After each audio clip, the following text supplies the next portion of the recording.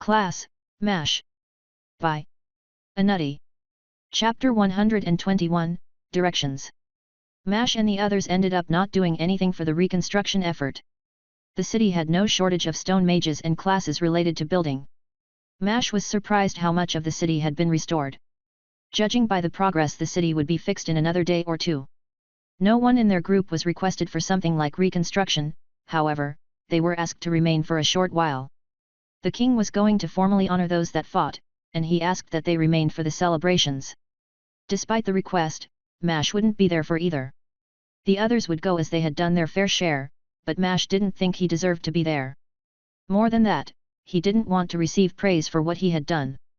This whole thing was partially his fault, and he didn't deserve to be put up on a pedestal.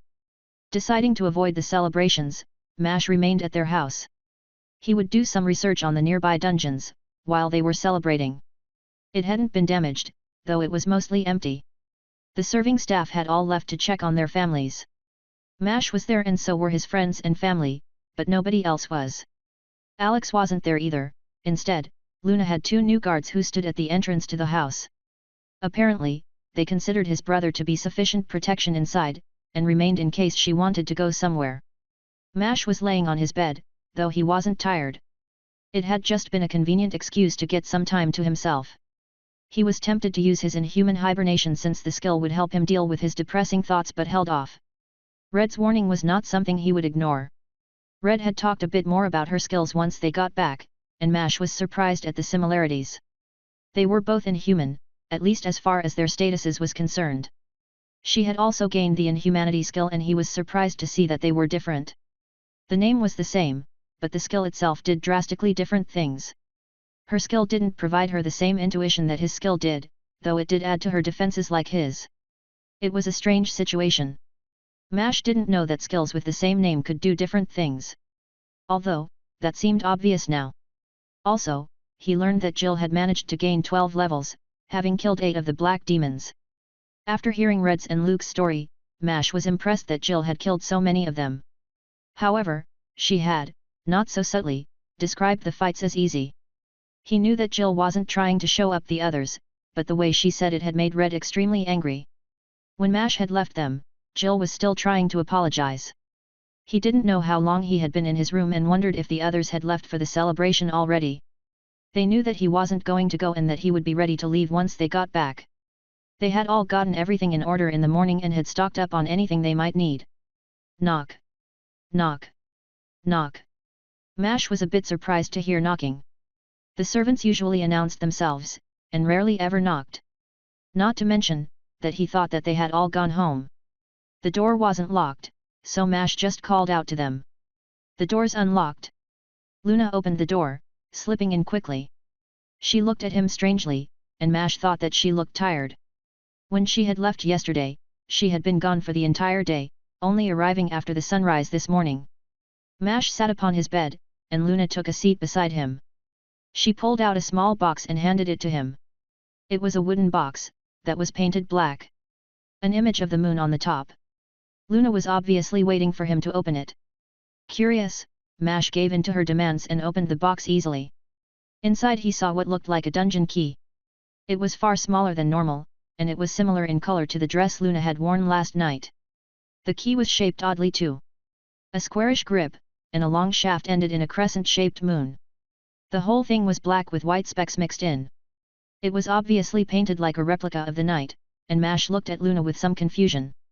It's a key that will take you to the church. It should work from anywhere. Staring at the key in his hands, he processed what Luna had said. The church had dungeon keys? Did anyone in the church go into dungeons? From what he gathered, they gained levels slowly but could do it just by acting faithfully. He had also never heard of a key like this one, and he asked Luna about it. Where did you get this? Luna coughed a little, before answering very quietly. The goddess made it. MASH almost dropped the object in shock, and then actually comprehended what she said. He couldn't help but treat the key more delicately as he placed it back into the box. In his hands, was something made by the goddess of the moon. Its value would be immeasurable. You met the goddess, and she gave you this. He stared at Luna incredulously. The idea of her speaking with the goddess and receiving this seemed impossible. Yeah, I knew that the item existed, so I wanted one for you. I didn't think the goddess herself made them though. Mash floundered for a bit, before accepting the item for what it was. His sister wanted to feel confident that Mash would be safe, and despite having one of Priscilla's bodies she wanted more assurance. Thank you. Knowing that accepting the present would be for the best, he stored it carefully within his storage space. It was most likely the most valuable item in his possession. All he could do to show his gratitude was give Luna a hug. This was beyond anything he had been prepared for, but he was grateful for it. To get to level 100 his plan had been to clear a dungeon by himself and had hoped for something like this. Jill had checked with the guild, and it turned out that killing high-level monsters wouldn't actually let them reach the next rank. It had to be someone with a proper class, instead of the estimation that monsters received. So, it turned out that he would need to clear a dungeon by himself, as he didn't want to kill someone for the advancement. After he received the item, they talked for a little bit longer. Eventually, she left, needing to prepare for the celebration. She was going with his brother, as he had done extremely well during the fight as well. He hadn't ranked up, though Mash didn't expect him to. At his level, it would have taken thousands of the demons to reach the next rank. Once they were gone, Mash didn't really know what to do with his remaining time. He decided to head to the training grounds and practiced with his anti-magic. He could manage a barrier like Priscilla had done before, but he was working on making it more like an aura. If he could get the anti-magic effect to fill his draconic domain, he hoped that it would compound with its own passive effect. He quickly learned that the effect diminished greatly with range, and, even at his best, the anti-magic effect only slightly covered him. He could manipulate it a little, but it seemed to naturally originate from him. There was a problem that he noticed quickly. The anti-magic weakened his own magic. It made his lightning do less damage and also made his wood grow more slowly. That explained why the demon had always formed its magic at a distance. However, Mash couldn't actually do that, though the affinity would greatly strengthen his dragon form. The raw strength of the form would be able to take advantage of the anti-magic. It would also strengthen the anti-magic too, as it did with the power of his other magics. Plus, it would be extremely helpful against higher-level monsters, and it would also make him particularly strong against people and monsters that relied on spells. After practicing with that, he moved on to try some of his other affinities. He would like to act like it was his natural abilities and skills, but he knew it was mostly just Priscilla. While his inhumanity skill gave him some instincts, it wasn't comparable to Priscilla's skill with mana. She was able to guide him for most of his affinities. The black fire and lightning were manageable but were not very potent. It would be good for getting around certain defenses but was far worse than his normal lightning for most enemies. Furthermore, he just didn't like using the magic. It felt kind of nasty to use it, like he was mocking those that had died from the fight. The treant hadn't given him anything new, but he finally explored what the cat had given him. The wind affinity was awkward to use, and it seemed like something Priscilla struggled with. The mental magic affinity was easier but was still not an easy process. By the time Mash heard his friend's return, he had only managed to communicate a single word through the affinity. Testing to see if he could communicate with his sister through the body of Priscilla that she had, he sent her a one-word message. "Welcome."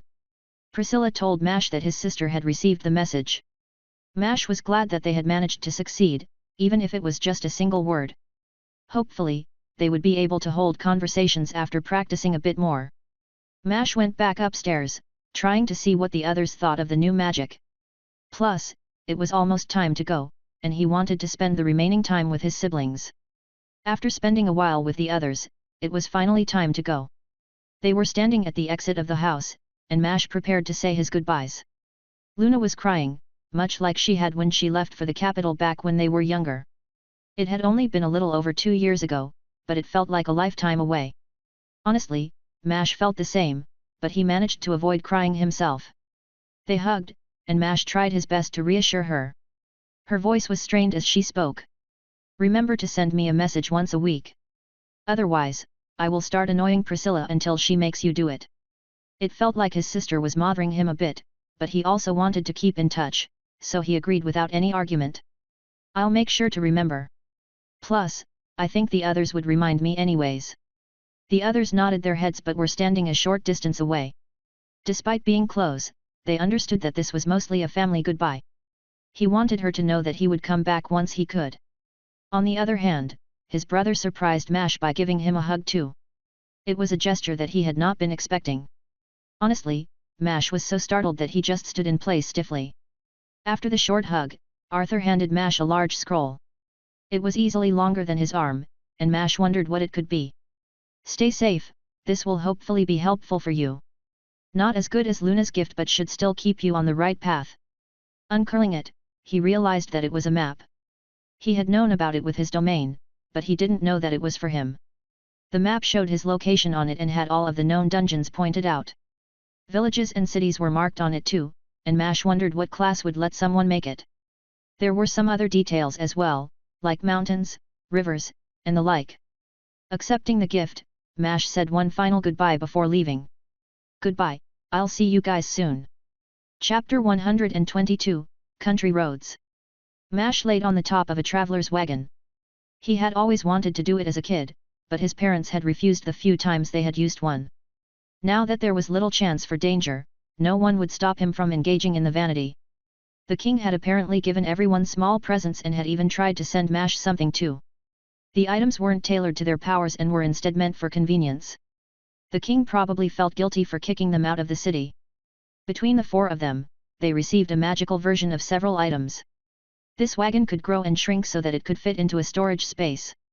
Similarly, Mash had cooking equipment that did the same, which included a much larger heating instrument. Luke received a water skin that would produce its own water. Ever-filling items were not exactly rare, as simple water crystals could do the same with some mana. However, this item could absorb mana from the air, and would also have a passive purification effect. Not very useful for Luke but was helpful for Mash and Jill. Jill currently had it with her since she was the only one without the ability to deal with poisons. Despite losing her healing skills, Red was immune to most poisons and diseases now. Red had been given a family emblem and title. That essentially meant that the king was making her separation from her house official and giving her a title. Plus, they all received the king's emblems, which they could show when entering any city under his rule. It would just help them get through any trouble that arose, though with their strength, Mash didn't think it was very useful. How much further, Mash? Mash heard Jill's voice from the front of the wagon, and he let out a small sigh. She had asked this question several times already and it got old quickly. Still, he pulled out the map his brother had given him, checking their location. Currently, they were heading to a dungeon that was meant for their levels. It was only a few hours away now. They had left the capital 2 days ago, choosing to avoid the dungeon that was closer to the city. The dungeon they were currently heading for was in the middle of nowhere, which suited Mash just fine. It's still another hour or so. Mash answered Jill without any sass, as she had been the one to operate the wagon the whole time. Luke didn't know how to operate it, and while Mash and Red could probably manage, the creatures were frightened by the both of them. The wagon was led by a bull-like monster, which was named Bax, that was known for its endurance and speed. A more normal horse or bull wouldn't be worth using at this point. They could just move faster on foot, so only using a mount like this had any benefit. That did mean that all the work was pushed onto Jill though, and so Mash was willing to accommodate her incessant questioning. It was also the reason Mash continued to ride outside. This way he could keep her company while she maintained their course. Finally, some real excitement. Jill spoke, her voice tinted with boredom. Mash didn't blame her. The group had gotten into fights almost every day, though none of the monsters had proven a threat. Jill especially had an easy time, though Mash didn't have many hopes that the dungeon would alleviate her boredom. Mash still wasn't certain she could be hit unless she chose to. For us maybe, but I don't think you will get much excitement unless you are fighting something twice your level. Mash could hear Jill grunt in response, obviously dissatisfied with the answer. His next few words came out automatically, not really trying to cheer her up. I don't know what you're expecting. You realize that if a monster can hit even you, it probably means it can do worse to the rest of us.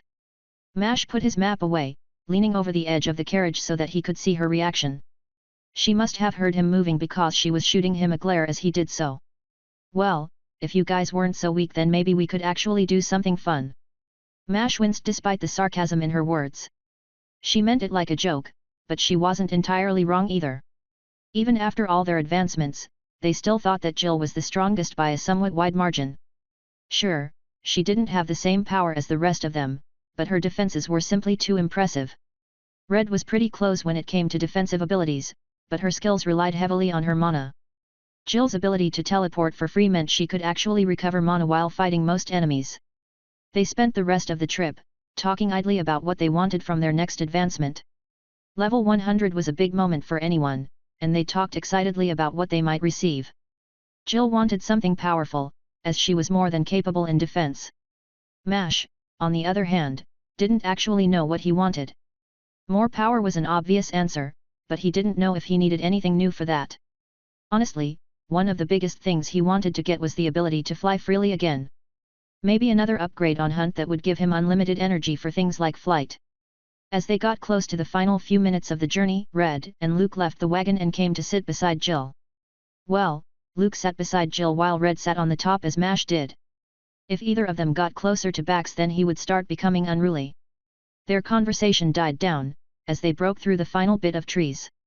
The path they were on cut through a forest, and while the trees provided good cover for them, they also hid them in perpetual shadows. It wasn't dark like night, but the leaves were thick enough that they couldn't see what was far in front of them until they broke through the trees. The forest had a few monsters, but nothing of worth. This dungeon, however, was something that Mash was very interested in. It had some time distortions so that a day within the dungeon would be a week outside. The dungeon itself loomed over the forest, and it was the biggest dungeon entrance that he had seen. It was built into the side of the mountain and resembled a large cave. The mountain itself was made of black stone, and the entrance to the dungeon was taller than the surrounding trees. It looked like a cave, but he could tell that it wasn't. As he jumped of the wagon, he heard the others doing the same. Jill then began the process of shrinking the carriage. It kept shrinking until it could fit into the palm of her hand, and she gingerly placed it into her storage space. She then tapped the mount twice, and it dissolved into smoke. There was a magical tattoo on the beast, and when she activated it, the creature would be summoned back to the stable where they received him. They would have to walk after the dungeon but could get another beast at a town or city afterward. They talked a little bit but ultimately decided that Jill should enter first. Ever since the labyrinth, Mash had been banned from entering dungeons first, as it seemed more likely to cause problems. The dungeon they were entering was known for its rules and length. It usually took people a month to finish, and that was within the dungeon. Apparently, there was a decent number of puzzles inside.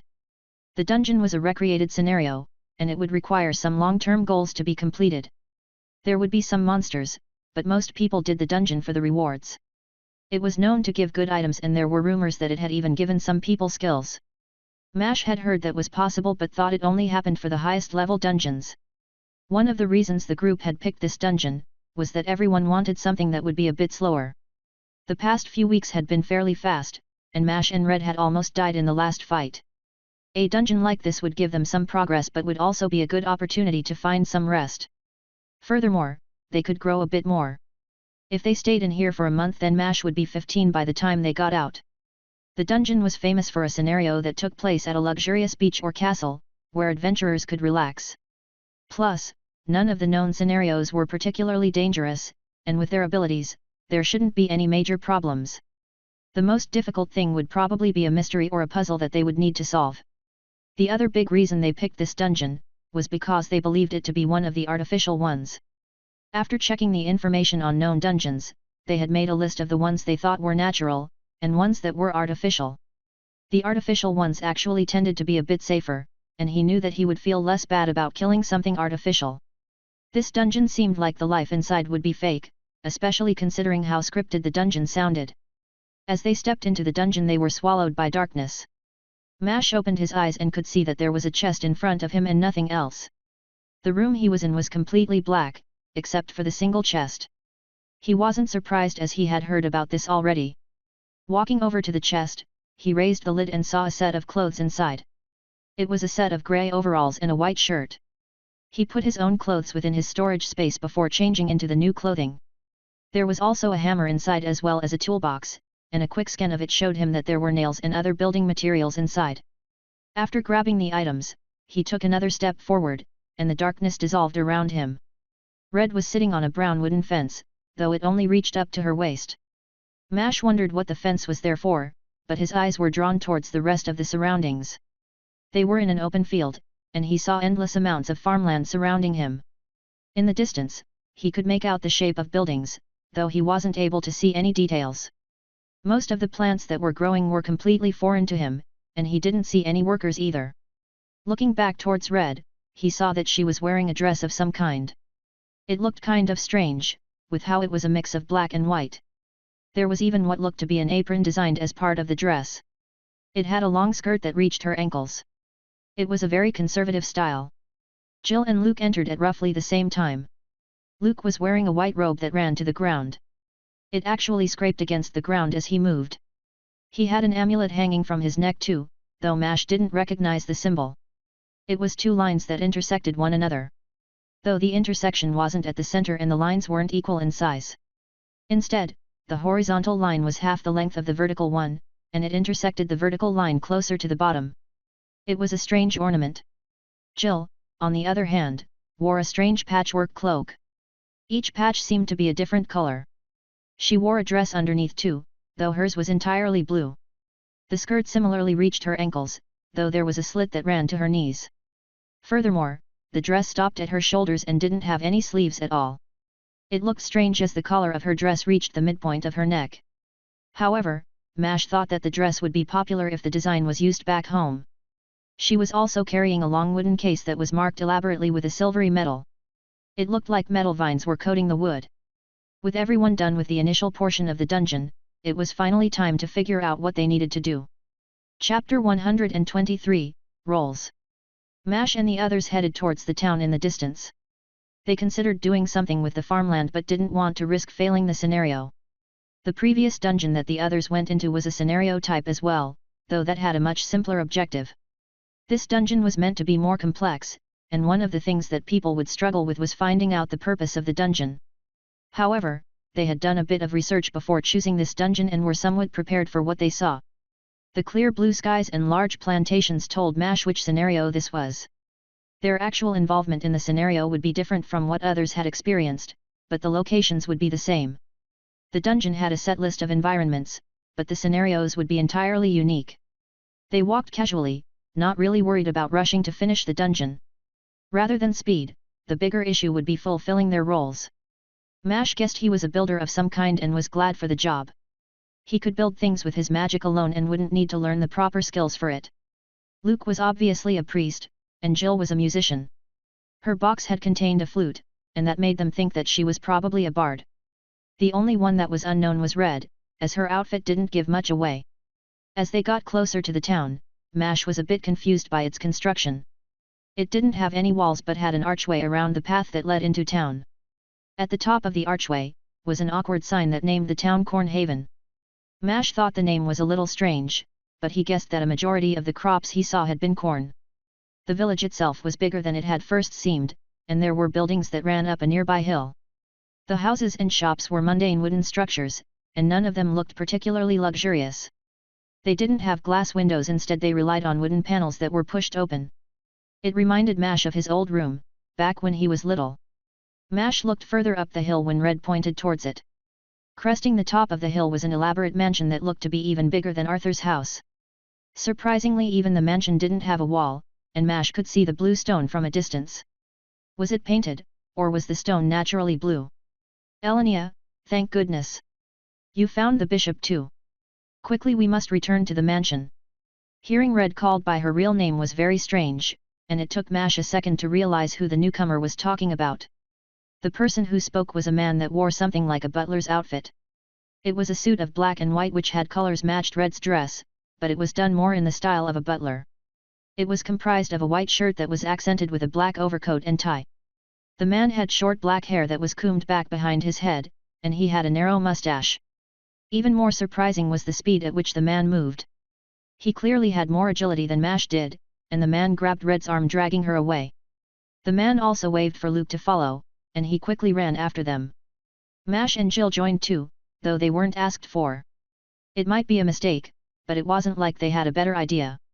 Hopefully, their presence wouldn't cause too many problems. The man led them quickly, at a pace that was surprisingly brisk despite their high stats. A servant with this kind of speed was interesting, and he wondered what the lords of the house would be like. That was the real reason that Mash and Jill were joining them. If the servant was this strong, then the masters of the house would probably be even stronger. It didn't seem like a good idea to leave Red and Luke alone, especially seeing as Jill was their best bet to escape any situation. The man didn't seem to be stopping them, so they simply followed along. The town was big, and buildings ran from the top of the hill down to a river that he hadn't noticed before. After a minute of running, they arrived at the mansion. Now that he was closer to the place, he was able to see how elaborate the garden was. There was a cobblestone path that led up to an enormous wooden door, and the whole mansion was surrounded by flowers. Thousands of them wrapped the house. Only small cobblestone paths broke the endless stream of flowers. As they approached the door, Mash could tell that the house was indeed painted blue, and he wondered why someone would paint a building with such a color. The blue was darker than the shade of the sky and looked more like sapphire than an element of nature. Mash wondered where the guards were but couldn't see anyone who would fit that role. There were other servants, a few of them giving their group odd looks, but the majority seemed anxious about something else. As he passed through the hallways, he heard someone's words and figured out who he was. "What is the carpenter's son doing here?" Mash didn't really know who the speaker was and had other things to distract him. Each of the servants they passed was high-leveled. Some weren't quite their rank, though many had mana that could compare to them. It was pretty impressive, though the building itself was amazing. The floors and walls were made of some extremely bright wood that seemed to be naturally white. It felt like the whole house was alive, and it was dense with mana. The house probably had several times more mana than he had energy and wondered what enchantments were placed on the house. There were elaborate paintings hung across the walls, and he saw large crystals hanging from the ceiling which provided light for the building. Apparently, he was a carpenter and had a father. He would probably have to go and find the man but imagined that he couldn't just leave now that he was inside. Nobody seemed to recognize Jill, and that was a little worrisome. If nobody recognized her, it would be hard to figure out what her role was. They continued to follow the butler as he led them to a room on the second floor of the place. The door was open, and upon getting close Mash felt several high-leveled people inside. At least 3 people were over level 100 and seemed to be comparable to his brother. Now, he was doubly glad that they had followed, as this would clearly be something important. Mash was somewhat apprehensive to enter the room and couldn't help but have Priscilla prepare some outlines. It was a mere precaution and he hoped that it would be able to buy Jill enough time to teleport everyone out. As Mash entered, he ran his eyes over everyone in the room. Even if his draconic domain gave him the shapes of the people inside, he wanted to see if any of them looked openly hostile. The 3 strongest people in the room stood beside a sickly girl who was laying in a bed. They all had reddish hair and blue eyes, obvious signs of a familial relationship. One man looked significantly older than the other 2 that stood to either side of him. The eldest man stood straight and was easily a head taller than Mash. The man had a squarish jaw, and his nose looked like it was blunted as if it had been broken several times in his past. The 2 beside him looked almost like twins, both were a little shorter than the old man, but looked a lot younger than him. They were not young though, and Mash guessed that they were 10 or 20 years older than him. Finally, Mash's gaze fell upon the girl who lay on the bed. The bed was entirely made of white silk, and it was twice as large as his own bed. She was wrapped tightly, and her skin was pale with sickness. Not to mention, Mash could see black veins running up from her shoulder and across her neck. She was obviously the youngest, even younger than Mash. She was not a low level though, as she had enough mana to surpass anyone at level 30. The fact that she looked younger than Mash was a bit surprising. Luke understood the situation immediately and quickly walked over to the girl. Without hesitation, he began healing her. The men standing beside the bed looked worried but didn't seem hostile. Mash relaxed a bit. They were obviously not angry, and if anything, they looked benevolent. He didn't know that someone could look benevolent, but the old man before him managed to do it. Mash watched, as Luke's healing magic flowed into the girl. The blackened veins returned to normal, and her pale skin even seemed to regain its healthy glow. After a minute or 2, Luke was finished and rose from beside the girl. The bed creaked as Luke pushed himself to a standing position. "Dad." The girl whose eyes were closed till now spoke softly. Her voice shook with uncertainty, but Mash was distracted by her eyes. Unlike the blue eyes of the rest of her family, her eyes were greener, but as he looked at them Mash thought that the colors were changing. The girl was lifted up into the arms of her father, and the man swung her while laughing deeply. The 2 men beside him wore equally bright smiles. Honestly, Mash wondered if Luke had solved the scenario, but as the dungeon didn't seem to change, Mash guessed that there was still more to this. Glancing at Luke, Mash noticed that he was in deep thought about something. Mash could question him later, for now, he just stayed quiet. Eventually, these people would address them, especially seeing as Jill and he shouldn't be there. The man slowly set his daughter back down on the bed, before turning to face them. Luke was now standing with the rest of them. It looked like the man was going to ask something, but the girl spoke up first. "Ellie. I never thought I would see you again." The girl began crying as she jumped out of the bed. She hugged a very stiff Red, and Mash couldn't help but smile at the odd image. Red was standing as straight as possible while the girl cried and hugged her. Also, the name Ellie was certainly going to be something the rest of them would tease her about. Red adjusted quickly, returning the hug, though her motions were still a bit stiff. The older man walked over and clapped his daughter on the back before speaking. "Yes, you did a good job in finding a bishop, but what of the others?" His voice was the deepest of any man he had ever heard. The man's eyes washed over the group, and his presence fell on Mash like an anvil. While the man was certainly powerful, his gaze didn't actually hold any callousness. He seemed confused and weary, and Red quickly yelped a response. Her voice cracked a little as she spoke. "They helped me in locating the bishop. It was only thanks to them that I could find him." As soon as she finished speaking, the pressure vanished, and Mash heard Jill let out a tense breath beside him. The man analyzed the two of them, nodding once before speaking. "You both have my thanks, though I would like to know who this newcomer is." This time the man was only looking at Jill, probably having realized who Mash was, or whoever he was supposed to be in this town. Somehow, Jill managed to look unbothered now and responded in an even voice. "I'm a musician and was merely looking for a place to rest when I stumbled upon Elenia. I had passed a bishop on my journey and led her to the man after learning of the situation." The lie was smooth, and Mash was surprised by how genuine it sounded. Red reacted quickly, nodding along without hesitation. As it turned out, Red and Jill were quite good at lying. Seeing their effectiveness, Mash chose to remain silent. He would not be able to lie like they were, and trying would probably end in a disaster. The man smiled at them, genuinely looking grateful for their aid. He spoke again and his voice rumbled with a peal of building laughter. "Thank you all for your aid. A celebration is in order, and if you would be so kind, I would appreciate hearing some of your music." Chapter 124, Recollection. The celebration was actually going pretty well. Jill actually knew how to play the flute, and Mash was thoroughly impressed. Despite all the time the four of them spent together, they rarely did things for personal enjoyment. Honestly, Mash didn't really know what he would do for leisure. It might be a good idea to pick something up. Music didn't really seem like something he would be good at, but maybe he could try painting. They were in a small concert hall, and Mash had spent a while looking at the paintings along the walls. Most were of places he had never seen before. A few of them had been surprisingly well detailed. There was one that looked like someone had painted it while looking down on the world. The whole farm and even surrounding cities and mountains were depicted with amazing detail. With Priscilla's memories and ability to reveal them to him as images, he would be able to make paintings that were similarly unbelievable. Mash turned his gaze back to the celebration, watching the people talking with one another. The two brothers were dancing with their sister and Red.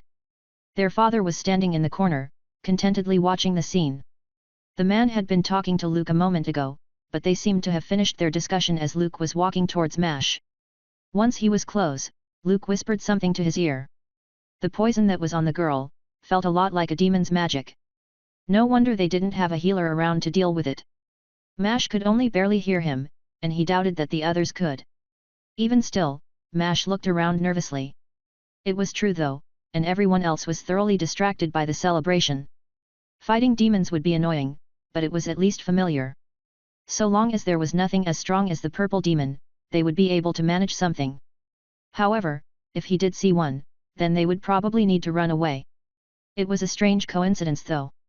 From what he had read about the dungeon, it was weird for the dungeon to have a relationship with the adventurers. Mash's mind raced with the next steps they should take and realized that he still hadn't found out what he was supposed to do. Red worked as a servant for the sick girl, who he had learned was called Rebecca. Jill was obviously a musician and would be around the noble family and could easily find work in the town.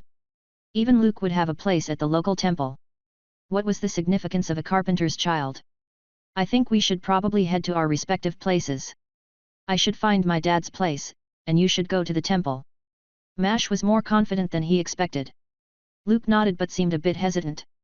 After seeing Mash's face, Luke explained his concern. "It would probably be a good idea to stay for the celebration. We definitely don't want to get on their bad sides. Plus, having them as genuine allies would be very helpful." His words made sense, but Mash still felt the need to add something. Don't get too attached to them. Remember that they aren't real. Mash was worried for Luke, as he grew close to people quickly. This would be hard for someone like Luke, as he usually felt like he needed to protect everyone. While saving these people would be nice, Mash knew that they weren't alive in the same way that he was. Still, it was probably related to clearing the dungeon, and wouldn't be too much of a stickler. Honestly, seeing Red dancing with Rebecca, Mash was a bit worried that she would grow similarly attached. He would warn her about it later, though he doubted that he would need to. Red was usually one of those that were better at separating these things. The celebration ran for a little bit, and by the time they had finished, it had already gotten late. The old man offered to find them some rooms, but Mash insisted that he needed to get home. However, as he thought about it, he realized that he didn't know where home was. As he was thinking about it, the location entered his mind. It was a bit concerning that he couldn't stop the information but guessed that he would need it for the scenario. Don't worry so much, if it was negative then I would have stopped it, or one of your other things would have reacted to it. Priscilla's message helped calm him down, and he let out a small sigh. The old man didn't try and force Mash to stay. Mash told the others he would try and see some of them tomorrow and left them directions to his place, in case they needed to find him. It seemed like the urgent danger had passed, and they still needed more information for the dungeon. They nodded, and Luke added that he would be visiting the local temple in the morning. Jill also mentioned that she would look to get a room in the inn. However, her desire was overpowered as the girl whom they had saved insisted that she could stay at her house. Her father seemed to agree, and it sounded like Jill would be living luxuriously for the duration of the dungeon. Mash left the house, descending from the hill quickly. His place for the dungeon was near the river. The hill was surprisingly steep in this direction, and his run carried him quickly. The grass was not very tall, and he saw many patches of flowers as he moved. The village was extremely ominous, and the moon let him get a good view of the town. He stopped to get a good look at the place. The river reflected the light of the stars, and the village had a haunting feel created by the night sky. The shadows from each building seemed to stretch until they joined the darkness of the night, and the river seemed like it was carrying the souls of the living. It was a distinctively eerie sight, but at the same time, it was beautiful. He slowed his pace a bit. By the time he got to the house, he realized that he had no idea how to act around his so-called father. Mash's house was made of wood and was rather well made. The wood looked undamaged, and it even had a second floor and a basement. Mash slowly approached the door and pushed it open quietly. Thankfully his father wasn't there, but as Mash stepped into the place, he realized that no one was there. Not a single living thing according to his draconic domain. That didn't seem like a good thing, and Mash looked around the place. The first floor had a small living room with a couch that could easily double as a bed. A kitchen took up a third of the first floor, and a quick look inside showed him something confusing. There was food prepared, but it was obviously unfinished. His father had partially made a meal for some reason. That didn't make much sense. The final room was a bathroom, and it even had a small tub inside. A luxurious item for someone in his position. The second floor was even more confusing. As he entered what would normally be his room, he was a bit surprised by the carnage. The bed sheets were thrown about, and a chest was turned on its side. Several odd symbols were painted along the floor as well. Now, he was concerned. Something had clearly happened in here and he was worried that he had made a mistake by not heading home immediately. Perhaps he had failed something related to the dungeon. He was worried about that and decided to check the other room. His father's room was not in a better condition, and Mash even saw signs of a struggle. A wall that was slightly broken, and a toppled-over chair showed him where the conflict took place. His belongings had similarly been rifled through, and he saw several things scattered across the bed and floor.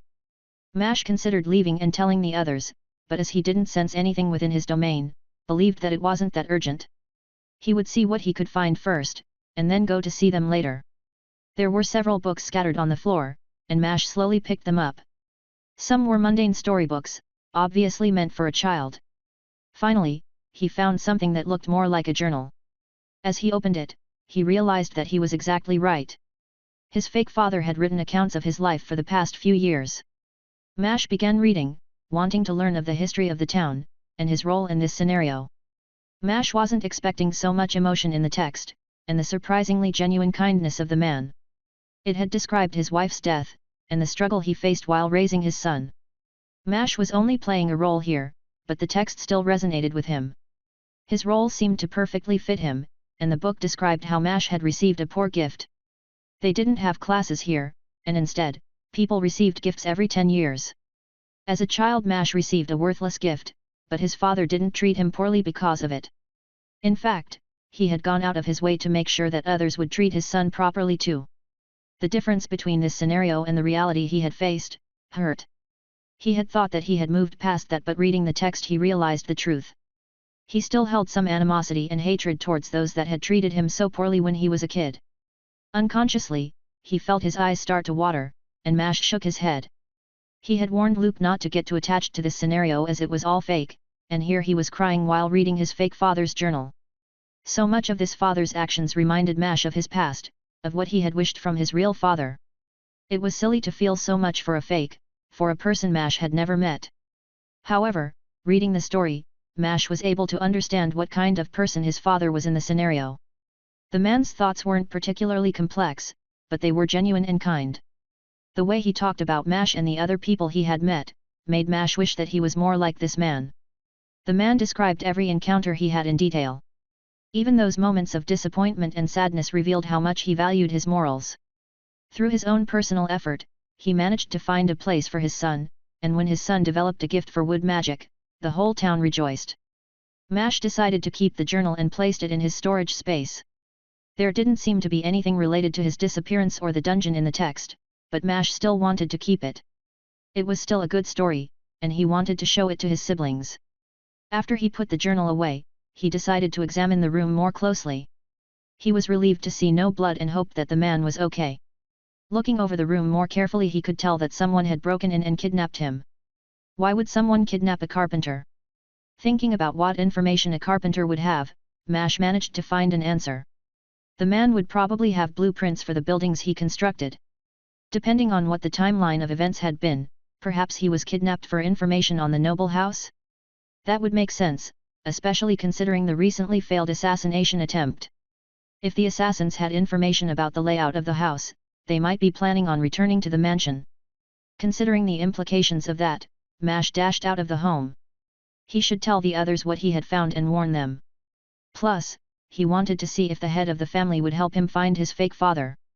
Chapter 125, Investigation. As Mash exited the house, he was surprised by the sunlight that hit him. It was early in the morning, but he didn't realize that he had been in the house for so long.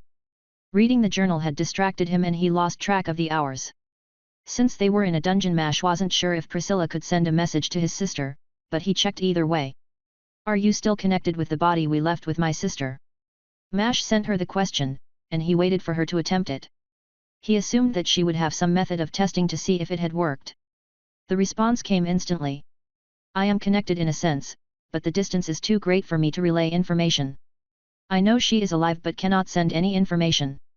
It is not something that needs to be checked either, it is not some spell to be used." She sounded a little offended at the implication that it was a type of skill, and Mash let the matter drop. For Priscilla, her additional bodies were essentially a part of herself, or even her family in a weird way. He could see how treating them like a skill could be offensive. He gave her a quick apology, before focusing on his current task. It was easy to find his way to the mansion, as it was the only building at the tip of the hill. Not to mention the fact that it is visible from anywhere in the town. He dashed up the hill, which was more annoying than the descent, but he still managed to do it quickly.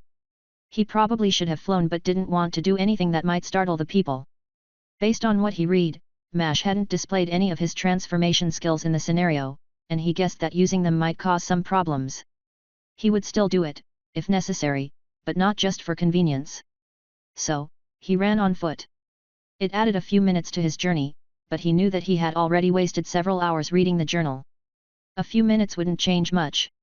Mash arrived at the mansion and wondered if he went to the wrong place for a second. The flowers around the house had changed from last night. Last night the flowers had been a mix of colors, but now all of them were white. It was a strange sight, but he knew that it was the right house, and knocked on the door. He obviously put too much force behind his knocks, as he heard the wood strain under his knuckles. A servant opened the door, looking surprised to see him standing there. The servant was a girl who wore a similar dress to the one Red had on yesterday. She had black hair that curled around her ears. "Mash, what are you doing here so early in the morning?" Mash guessed that the girl knew him somehow, but he pushed that thought away for now. The information he had discovered needed to reach his friends, and it would probably be important for the Linwood family. His father's journal had revealed the name of the family and had even provided a bit of information on them. They were a powerful household, but apparently, the head of the house had done something to be evicted from the kingdom. He was assigned to watch over this nameless border village in the middle of nowhere as punishment. However, the family adapted well to the somewhat secluded life in the village. Seeing the servant's confused expression, Mash gave her a shortened version of the truth. He remembered to stay in character and managed to alter what he was going to say to sound appropriate. "My father is missing. I think he's in trouble and need to tell Mr. Linwood." Mash spoke loudly, trying to emulate someone who was desperate. Honestly, he really did want to save the man, even if this scenario was entirely fabricated. The girl nodded and spoke just as loudly in reply. "Come on in, I can take you to him." Mash followed her instructions and stepped in, although he was unprepared to receive a hug from the still nameless servant. It was awkward, though Mash thought quickly and returned the hug somewhat stiffly. He tapped her back after a short while, and the girl released him, and Mash noticed some tears in her eyes. It seemed like the person who Mash was pretending to be was very well liked. The journal told him as much, but he still doubted it as the beginning of it had described how mistreated he had been. As they walked, he thought about the names from the book. There were a few mentions of his friends in it, and it had mentioned a girl who was likely to be his fiancée. He guessed that this was her but didn't want to risk asking. She led him to a black wooden door that he hadn't seen before. She knocked quickly and announced her presence too. "Mr. Linwood, it is Coraline, and I'm here with Mash. He has some urgent information for you." It turned out that Mash was right, and the girl was indeed his almost fiancée. He didn't know what he thought about that but decided to leave it alone for now. The door swung open, and the man in question stood before them. He was tall and had to look down at them. When he did so his smile vanished, obviously noting the concern on their faces. Mash spoke first, not wanting to delay the investigation further. "My father is missing, and it looks like he was kidnapped." Mr. Linwood's eyebrows rose, and his mouth dropped open for a second. He managed to control his expression afterward and spoke quickly. "Come inside and explain what happened." Mash listened to the man and entered the room. It was a workroom, and he saw stacks of paper laying on a desk at the center. Several other stacks were spread throughout the room as well. There was a window behind the desk that let sunlight fall upon the papers and lit up the room. After a cursory glance of the room, Mash began telling the man what he saw at his home. The explanation was accurate though he avoided talking about a time frame. The man noticed it and pressed the matter. "Why are you only coming here now?" Mash had prepared an answer for this question, in that, he planned to tell the truth. The past few months had revealed to Mash that he was a poor liar, and he had no reason to hide the truth. "When I searched through my father's room, I found his journal and got distracted reading it." His words slowly trailed off, as he remembered bits and pieces of the story. It probably helped his story, that Mash had genuinely been affected by the journal. Mr. Linwood seemed to understand, as his gaze softened significantly. The man was compassionate, and he spoke quickly and loud enough that others in the house would be able to hear. "We will find your father, quick call upon my sons. They will help you search. Call for Jill as well." Mash added the request, and that got him a confused look from the man. On the other hand, Coraline's eyebrows turned down, and she looked a little angry. "What do you need a beautiful bard for?" After hearing her indignant voice, Mash felt an urge to roll his eyes. That reaction seemed a little too stereotypical. This whole situation had been feeling a little novel, and this only added to the effect. "She isn't a bard, she has some prophetic abilities."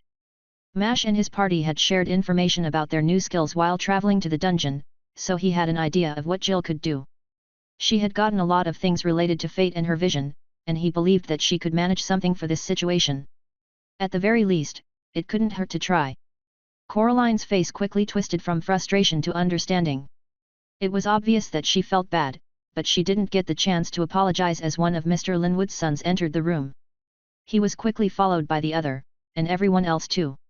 It seemed like everyone was doing something together, and they all rushed here after hearing about the news. Mr. Linwood gave everyone a rundown of the situation, and Mash saw the others giving him some strange looks. At the end though, Mr. Linwood asked Mash another question. "Do you know why your father might have been taken?" I don't know of any bad relationships in his past.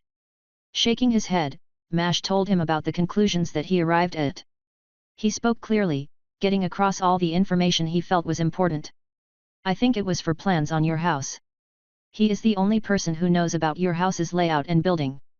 I can't think of anything else he did that would warrant something like that. Plus, there was that recent assassination attempt too. The big man nodded his head, and his gaze turned a bit melancholic. He looked Mash straight in the eye for his next words.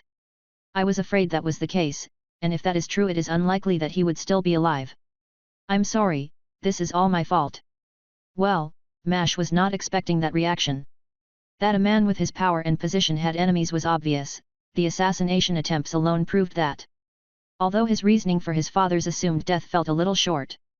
It annoyed Mash that he didn't know if this was even related to the dungeon scenario, but he pressed for an explanation. After all, it would be better to leave no stone unturned. What do you mean your fault? Mash looked at the man carefully, trying to discern what he was thinking about. The man seemed older now, and far more exhausted, but he still kept a firm hold on his facial expression as he responded. My family, more specifically my daughter, was born on a very inauspicious date. Several people believed that she should be killed. It was the reason for our ousting, and why my wife is dead. If they chased us out here to take my daughter from me, I will assure you that I will get you your vengeance.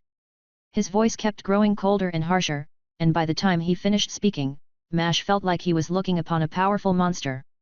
One of his sons rested his hand on the man's shoulder and the pressure vanished. He looked over the group once before speaking, his voice was a lot softer now. Sons, go with Mash and Jill to help them find his father. Find the ones who would harm your sister and deal with them as you see fit. I will stay and protect your sister. Of course, father. Both of his children spoke simultaneously. The fact they were twins made the response creepy, and Mash felt his skin crawl a little. With that done, Mash decided that he was glad to have brought the situation here. Getting the help of two people who were over level 100 would be significant, even if they weren't good for much outside of combat. Jill was coming along too, and even Luke managed to worm his way into the adventure. He had claimed that he could try and save anyone that needed it and would be glad to help. The problem was that Red didn't have a good reason to join. Mash was surprised to hear her offer any reasoning and doubly shocked that it looked like it was working. She was talking with the head of the house and explaining how she wanted vengeance on those that harmed Rebecca. That was his daughter's name, and the vehemence that she spoke with seemed to be convincing the man. Her whole visage seemed to change as she talked about her desire for justice, and even Mash believed that she truly wanted revenge. In the end, she got her way, and Red joined the group for their investigation. They left immediately, heading for Mash's house. Chapter 126, Connecting Threads. The house was as Mash had left it before. Currently, Jill was looking around and her eyes were glowing. Her eyes had looked like a reflection of space before, but now they seemed like whirlpools. Although ones that drew in stars rather than water. Mash's job was much easier than hers, and all he really did was stand around and make sure that no one else was using any mana. The Lord's sons, Robert and Edward, were people who Mash couldn't just trust. They had no reason to do something like this, but he still didn't want to trust anyone inherently. So, Mash just stood in the room and made sure nothing was amiss with the mana. His domain would detect any mana entering the house, even if the people who made it weren't present. The people here didn't have classes, instead, they received what was known as gifts. They sounded like skills without having the same limitations that the class system created. However, from what he had read, the gifts seemed entirely random. Whether that was better or not, he was not sure. Robert's gift improved his body, much like a warrior or fighter class might. However, instead of long-term improvements, his gift would fill his body with power when he wanted it to. It was kind of like Mash's buff skills, but more controllable, and focused on his physical abilities. His brother Edward had the ability to project copies of himself. The copies he made were more real than anything Mash could manage, each being a fully functioning version of the man. Rather than being limited in the power of his copies, he was limited in their duration. Every clone he made was on a timer, so in a way, it was slightly worse than what Priscilla was doing. However, he could make many more clones in an instant. Mash was a bit surprised to hear that they had trained their bodies on top of the gifts. They had ranks for developing their body, using medals to signify each of their ranks. Mash hadn't seen much information on that in the journal, and the twins were not nearly as talkative about that matter. However, Mash did learn that they both had golden bodies, whatever that meant. Upon asking them what he thought their ranks were, he was surprised to be placed in silver. These two were strong, but Mash hadn't realized that they could keep up with him physically. After learning of the gifts that they received, Mash had believed that their powers would be less impressive than the class system. Although, their claim that their bodies were much stronger was interesting as it was something he might be able to replicate. This was one of the reasons he wanted to travel to other worlds, as they would offer abilities that could be learned outside of the class system. That didn't make sense here though. This dungeon was artificial, and he had expected it to be made through the class system. Seeing all this information that clashed with that system was making him reconsider that idea. He knew the dungeon was old and assumed that there could be no other reason. How many of the dungeons in the world were made by foreigners?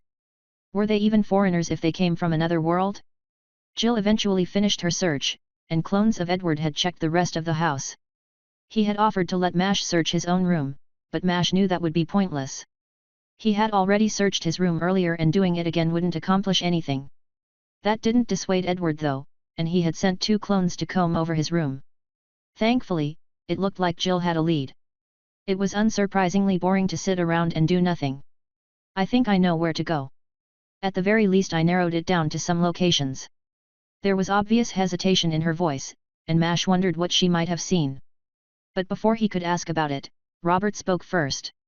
Great, what locations? For some reason, he said the words loudly, and Mash jumped a little. Honestly, he sounded weirdly excited, and Mash couldn't help but grow more suspicious. This situation was reminding him of Leah, and he probably wasn't the only one thinking along those lines. As Mash saw his friends' faces, it was clear that they were having similar suspicions. No, that's not how the S-gift works. I see strings leading from this place to things outside and can tell which are the newest. There are 3 or 4 threads that I should be able to use to determine where Mash's father was taken. So, I won't know the place until we see it, but I can follow the threads. Other than Jill, everyone was nodding their heads in understanding. Honestly, Mash thought that she would just receive visions of the future or past, and this was a little disappointing. It was not anywhere near as good as what he had in mind. Though it was enough to work with, everyone left the room quickly. Jill was leading them, although the duty would normally fall to Luke or Mash. However, they should probably consider changing their formations, especially considering how defensive Jill's class was. Thinking about it, it felt like Mash and Luke had actually received the more offensive-oriented of the class advancements. Jill's, and to a lesser extent Red's, classes were more tailored to survivability.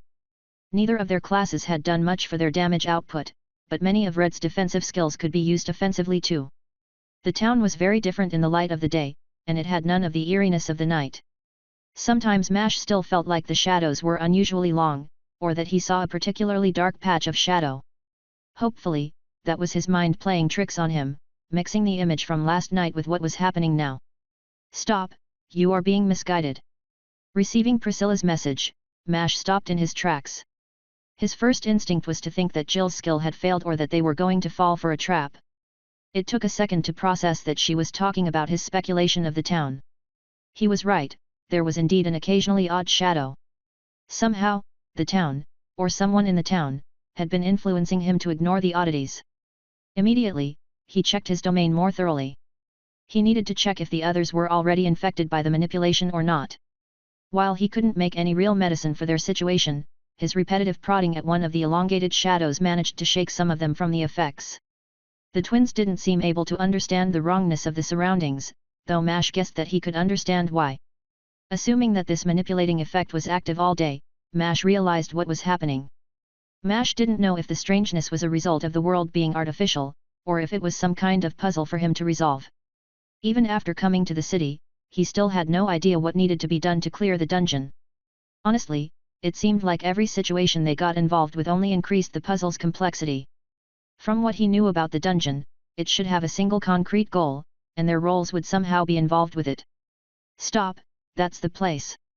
Jill stopped the group, pointing to a building in the distance. They were currently standing in front of a store, and a cursory glance told Mash it was an apothecary. The first location Jill led them to was a temple.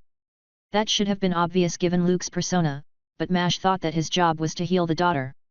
Thinking about it, why didn't the people in this place heal the girl? The church itself was made of a plain brown wood, and there were visible signs of decay on some of the walls. There was a symbol plastered on the center of the front. The intersection point of the two lines was even lower on this symbol than the one Luke was wearing. Other than the signs of decay, the building seemed very plain, and Mash saw people entering and leaving freely. Nobody looked particularly bothered, and Luke stopped them from proceeding further. "I will go inside, by myself. I think they will be more forthcoming if they do not know that I am trying to help Mash." Luke sounded confident, and it didn't look like Jill or Red would argue. The twins obviously trusted that Luke would be fine, though Mash couldn't help but worry. Luke didn't have great methods to escape a place, but he would trust him. Mash knew that the others weren't weak, but he still felt anxious leaving someone else to do something on their own. It was hypocritical considering how many things he did alone, but he couldn't help but be a little worried. "Meet up at Mash's place in 2 hours, we will continue to the remaining locations." Robert let Luke go, after telling him how he would find them again. They talked a little more, offering some small things here or there.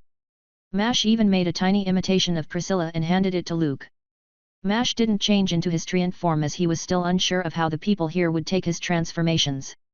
A single small imitation wasn't much of a drain on his energy, and he could easily keep it going for more than 2 hours.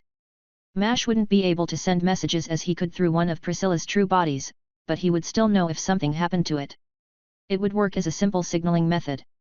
Nodding, Luke headed towards the church. Just in case something happened, the rest of them remained where they stood for a few minutes. They watched the entrance of the church, but nothing happened. Jill led them to the next place. It was further south than the church. The village was really big, and there were a lot of houses in the place. They passed what looked like the beginning of ordered streets and businesses, although the paths weren't laid out as Mash would typically find in a town or city. There was clearly some order to the layout of buildings though, as they eventually entered a portion of the village that was mostly homes. The thread that Jill was following led them to one of the houses. It didn't look special in the slightest, and Edward said he knew the people that lived there. He obviously trusted the people as he grew a bit defensive when Mash tried questioning him about it. To be fully honest, the building wasn't very large, and Mash could scope it out by walking around the building while using his draconic domain to look inside. Rather than telling the twins of that fact, Mash offered another solution. "Why don't you knock on the door and check if the people inside are suspicious?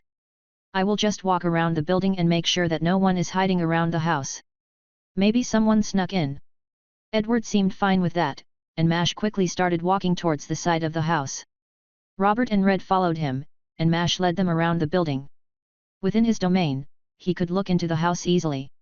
He didn't see anything out of the ordinary immediately, but upon getting to the opposite side of the house, Mash saw 3 dead bodies. "I see 3 dead bodies." Mash yelled the words, loud enough that the ones at the front of the house could hear him. Running towards the front, Mash was quick enough to watch as the person that Jill and Edward were speaking to turned into a monster and lashed out at them. The monster's hand turned into a thin needle-like appendage, and it tried plunging it into Edward. Jill looked on lazily and grabbed the needle as it moved. Mash didn't think he could have reacted like that without using one of his forms.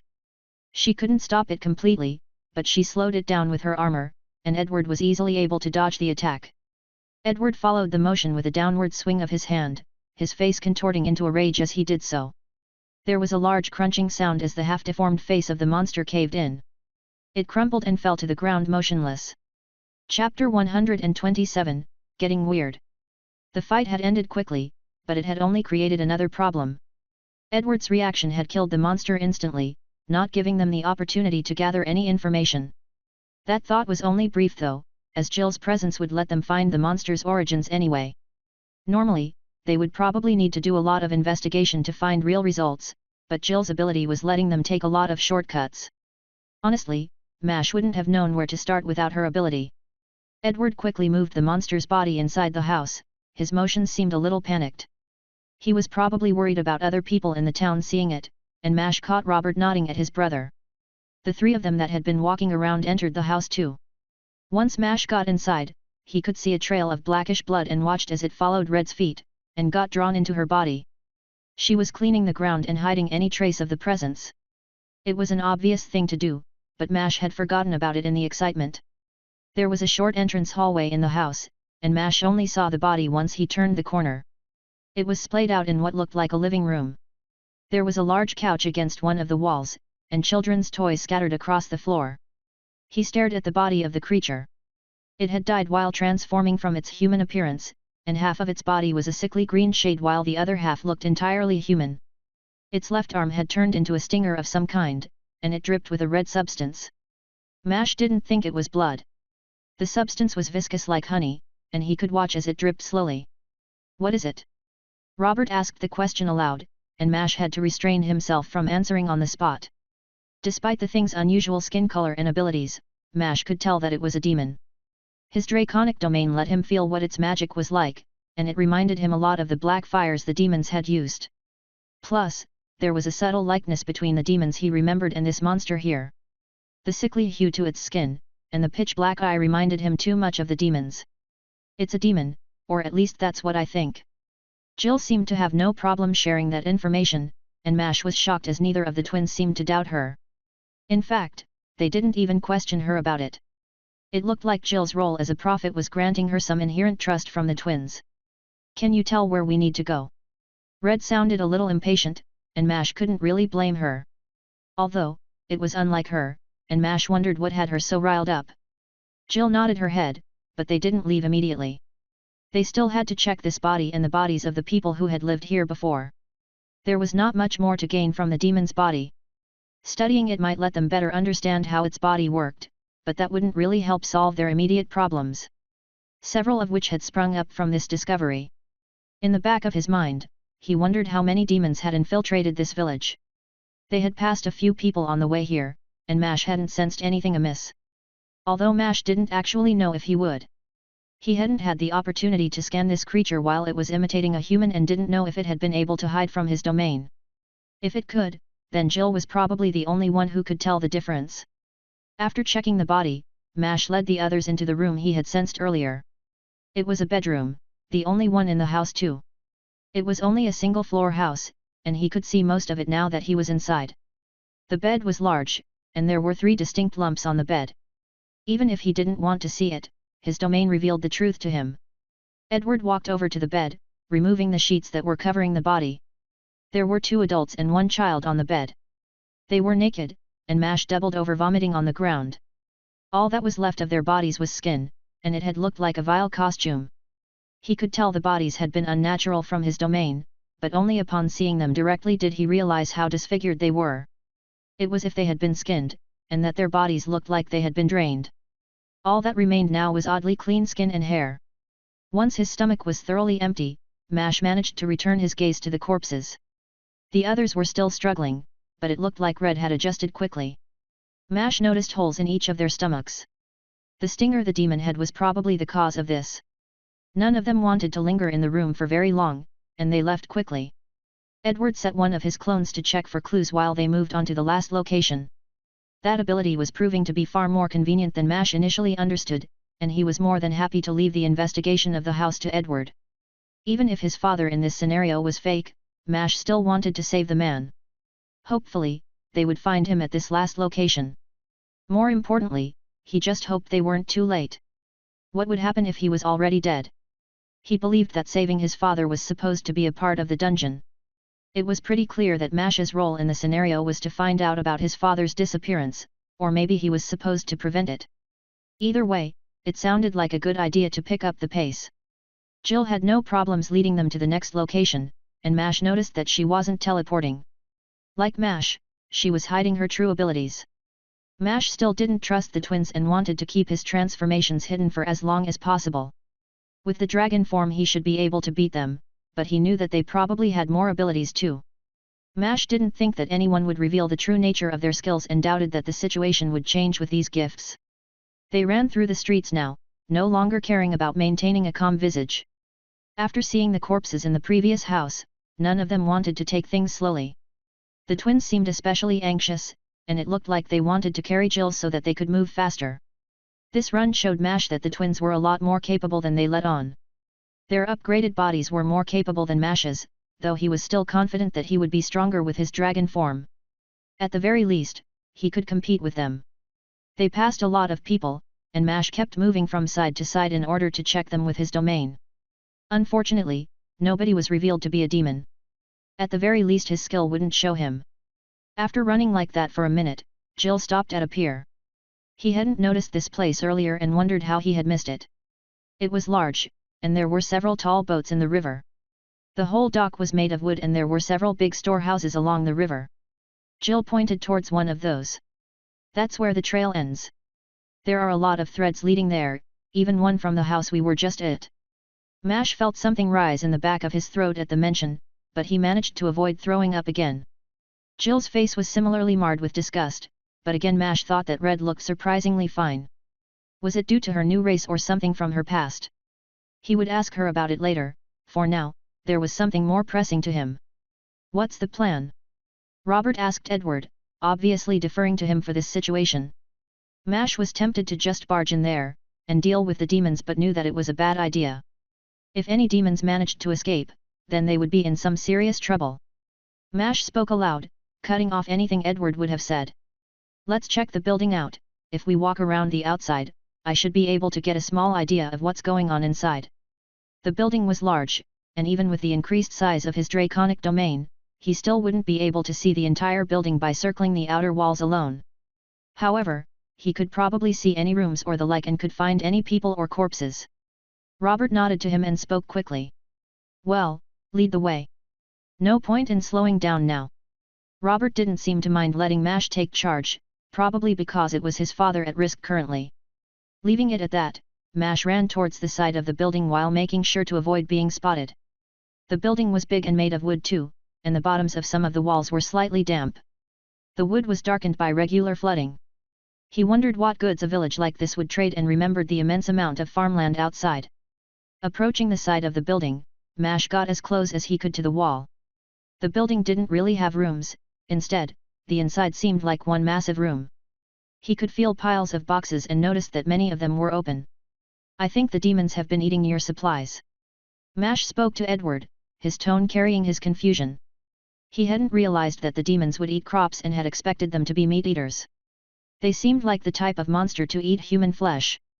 Honestly, he knew little of the creatures and their motivations and again wished that he had the ability to understand their language. He didn't think that peace would be possible, that was obviously a foolish idea, but the curiosity had been eating away at him. What had that demon been trying to tell him? That conversation would continue to bother him, that was an issue for another time though. He refocused on their search, circling the outside of the building. Once he got to the corner of the building, he finally noticed what felt like humans inside.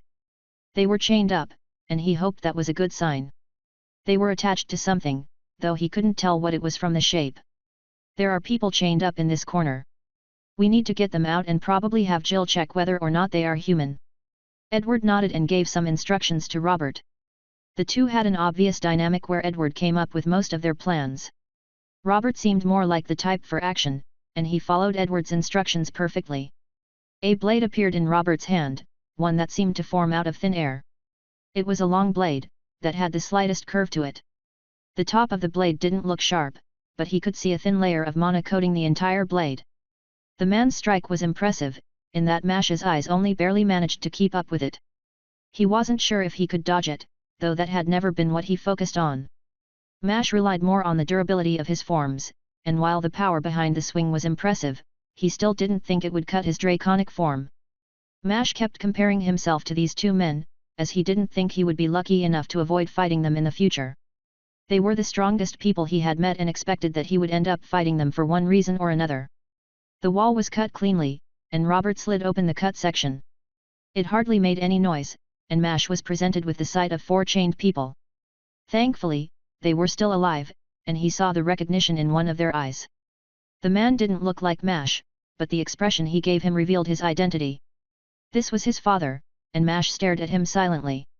Looking over the people, Mash felt something rise in his throat again, and it took a lot more effort to keep it down. Chapter 128, Disgust. Mash looked down at the people and couldn't help but wonder how they were still alive. The 5 people were pushed into the corner and left on the obviously dirty ground. All of them were missing sections of their body, and he knew that some of them shouldn't be alive. His father was one of those people, as most of his lower body was missing. Everything from his lungs down was turned into a mass of indiscernible flesh. Similarly, most of the people had been disfigured in such a way. However, that alone was not the worst part was the fact that they were still alive despite that. The mass of flesh moved oddly, and it pulsed like the beating of a heart. Blood was leaking out of them, and the smell made Mash's nostrils flare. The things that he thought were chains were actually tubes or veins that connected them to one another and to some kind of substance that was in the crates. It was probably what was keeping them alive. Unable to continue to look at the revolting scene, Mash turned towards the others. Despite the people's conditions, they were still alive, which meant that Luke had a pretty good chance of healing them. Mash was worried about their condition but didn't know if they could feel anything. All of their gazes seemed to stare off into space, and he quickly turned to Jill. "Can you get Luke? I will give him the signal to come outside." Jill nodded and teleported away as she understood that this situation was probably more important than hiding that ability. Mash commanded the wooden imitation of Priscilla to move around. Even at a distance, he could manage something that basic. Luke would be here shortly, and Mash turned towards Edward and Robert, but he didn't need to command them. They were already moving. "Stay here with the kids, I will deal with the so-called demons. I will detain them, and let Jill check them afterward." Edward's tone was flat, but Mash could feel the anger that was hidden beneath his words. It seemed like he had a bit of an anger issue and he moved quickly. Mash didn't even have the time to protest before some clones of Edward swarmed the building. Mash could feel a few demons in the building. His draconic domain seemed to work for identifying the monsters. At the very least, that was a good thing to confirm. It was a strange sight within his domain. The monsters were covered in black miasmic magic, even their transformation was corrupted by their disgusting magic. Mash wanted to question the demons since he knew they could speak but decided he would leave it to Edward. With Jill around, questioning the monsters wasn't really necessary. There was little chance that the demons would be spared, though Mash was more concerned with keeping these people alive. At the same time, Mash looked at the others and noticed one of them wore some very distinctive clothing. "Robert, do you recognize her?" Mash gestured towards a girl who was similarly deformed. Even half melted, he could tell that her dress was identical to the one Red had. Robert's grim expression told Mash he was right, and that the situation was much worse than initially anticipated. If the demons had fully infiltrated the house already, then what about Robert's father? "You don't have to worry about my father. He could probably kill thousands of demons without breaking a sweat." There was a certainty to Robert's voice, but Mash still remembered the power of the high-level demon. He didn't actually know who would win but hoped that Robert was right. Mash wanted to discuss their next steps, but he saw a little bit of recognition in his fake father's eyes. Slowly, Mash approached the man, taking a seat beside him. It took a lot of effort to hold back the smell, but he still remembered what he had read. His father was a good man and deserved to have his son around. The ground was wet, but Mash ignored it while he took the seat. He looked at his fake father but didn't say anything, unsure of what he could even say in this position. Although Mash saw the man slowly reaching towards him, he grabbed his hand. The man's hand felt unnaturally soft. "Thank you." Mash didn't know why he said those words, but it felt right. Slowly but surely, he could feel as the people died. Whatever magic that had been keeping them alive had faded, and they died silently. Oddly, he didn't feel as sad as he expected he would. Instead, he was just angry. It was his fault for so many reasons. If he hadn't gone to the mansion, then he would have seen what had happened or maybe even been there to prevent it. Furthermore, he had wasted hours reading the journal instead of looking. Despite all of that, he expected to succeed. That they would be able to save the man. Even after seeing his condition, he still expected to be able to save him. That thought made him wonder what was taking Jill so long. She should have been able to teleport right to the church, and it shouldn't have taken any longer to return. Shaking his head violently, he met Red's eyes before speaking. "Jill and Luke are probably in trouble, we should go help them." Her eyebrows tilted ever so slightly, and he saw the genuine concern on her face. She decided not to press him though and only nodded her head. Robert simply followed her lead, and he obviously trusted his brother to deal with the situation here. Mash was the first one out of the storehouse, his feet carrying him even faster than before. Robert was a bit faster than them and rushed ahead of the two of them after some prompting. With Robert running ahead, Mash matched Red's pace. He could run ahead too but didn't want to leave Red by herself. Robert should be able to handle anything he encountered, and Mash still wasn't certain how strong Red was. Her skills sounded powerful, but they hadn't been put to the test yet, and he didn't feel comfortable leaving her on her own. Plus, they weren't slow either, running far faster than even a horse could manage. Buildings passed by in a blur, and they kicked up dirt as they stepped. "How are you feeling?" The question surprised Mash, and he glanced at her from the corner of his eye. She must have noticed how he felt back there, but he didn't really feel like responding at the moment. Later, he knew that he didn't sound very convincing. However, Red let the subject drop and they ran in silence. It only took them around 2 minutes to find their way back to the temple. They would have arrived even sooner, but Mash continued checking if he could feel any demons. After it had worked in the warehouse, he wanted to make sure he didn't pass any more of the monsters. He didn't care as much for saving people and knew that he just wanted to let his anger out. It was not going to change anything, but he still wanted to do it. He was even hoping that something was happening at the church, as he would be glad for the opportunity to let out some of his emotions. They ran in silence for a short while and saw Jill waiting outside when they arrived. A gathering of people surrounded her as she stood there. There were around 20 children among the group and a few adults too. They were wearing blankets or loose robes, and the people looked around with an empty gaze. They were staring into space blankly. Mash and Red ran up to her, a questioning glance being enough to get her to explain the situation. Luke figured out what was going on and did something a little crazy. These are the people he's saved so far. There are still a lot more down there. A lot of the church was transformed, and the scene down there was pretty bad. Luke killed all of the demons, and even stole the souls of 2 of them. She whispered that last portion, speaking only loud enough for the 2 of them to hear. Mash nodded, not really caring about Luke stealing a demon's soul. It was something he hoped Luke would do more, as it would increase his power drastically. Then the real meaning of those words was processed in his mind. Souls. Wasn't this dungeon supposed to be artificial? How could the monsters here have souls? What about the people? They had picked this dungeon so that they could be freer in their actions, but that was under the assumption that none of this was real. That didn't make sense. While this specific scenario was unknown, the location had been well documented. Did the dungeon trap the people within it? Or had the demons snuck into the dungeon somehow? If the latter was the case, then he could just kill the demons and be done with it. However, if the former was the case, he had no idea what he should do. If the people were alive, what did it mean for him to take someone's place?